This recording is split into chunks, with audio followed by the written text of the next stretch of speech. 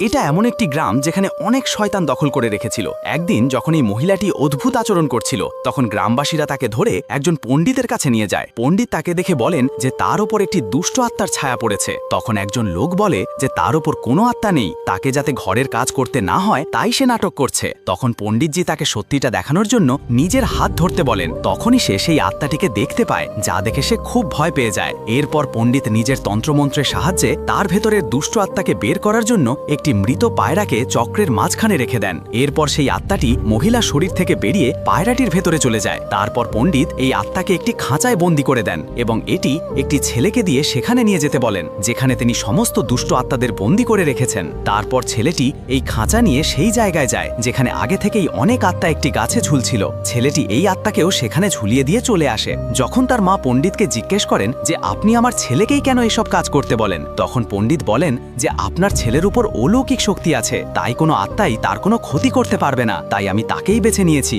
যে এই গ্রামকে দুষ্ট আত্মার হাত থেকে বাঁচাতে পারবে।